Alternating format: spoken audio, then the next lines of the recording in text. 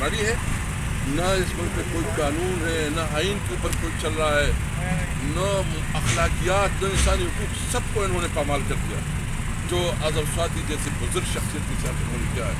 ہم صرف مطالبہ کرتے ہیں کہ فوری الیکشن کروائیں عوام سے کینڈیڈیٹ میں، اور تب یہ ممکن ہے کہ اس ملک میں جو اسٹیبلٹی آئے گی، سیاسی اسٹیبلٹی جب تبدیلی آتی اس وقت کوئی معاشی آپ کی ترقی نہیں ہوگی، گروتھ نہیں ہوگی، اور معاشی لحاظ سے جو ہے نا ملک ترقی بدتر ہوتے جا رہا ہے۔ میرا مطالبہ یہی ہے۔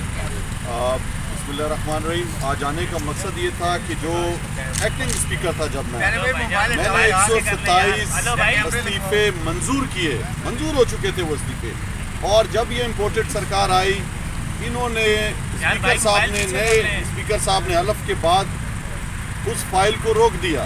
جب ایک چیز منظور ہو چکی ہے اور صرف الیکشن کمیشن جو ہے وہ جانا باقی تھا اس کا بھیجنا، اس کو بھیجنا چاہیے۔ 127 استعفے منظور ہو چکے تھے، اس کے بعد اس کو روکنا اور پھر صرف 11 لوگوں کے استعفے منظور کرنا۔ اب جب ہم گئے ہیں تو کہتے ہیں کہ آپ نے جو ہے ریٹن ہاتھ سے لکھ کر دینا ہے۔ ان 11 نے بھی لکھ کر نہیں دیا تھا، انہوں نے ٹویٹ کیا ہے، انہوں نے اخبار میں دیا ہے۔ تو 127 سب اپنے اپنے حلقوں میں واپس گئے، سب نے تقریریں کی، سب نے ٹویٹ کیا ہوا ہے کہ ہم استعفے دے چکے ہیں۔ تو ہمارا بنیادی مقصد یہی تھا کہ ان استعفوں کو جو دے چکے ہیں منظور کیا جائے۔ معاشی حالات ہم سب کے سامنے ہیں۔ آج دہشت گردی جس حد تک پہنچ گئی ہے کہ اسلام آباد میں بھی خودکش ہو رہا ہے، بلوچستان میں ایک دن میں 9 دھماکے ہو رہے ہیں۔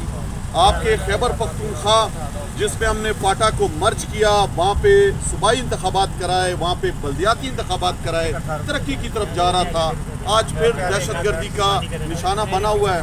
یہ امپورٹڈ سرکار ہر سطح پر ناکام ہو چکی ہے۔ ہم سب کے سامنے ہیں، پاکستان میں 18 فارماسیوٹیکل فیکٹریاں اپنے پلانٹ بند کر چکی ہیں، انسولین تک بننا بند ہو گیا ہے۔ یہاں پہ آٹو موبائل کی بڑی کمپنی اپنا پلانٹ بند کر چکی ہے۔ فیصل آباد میں جو ٹیکسٹائل انڈسٹری تھی وہ بند ہو رہی ہے۔ 15 لاکھ لوگ صرف فیصل آباد میں بے روزگار ہو چکے ہیں۔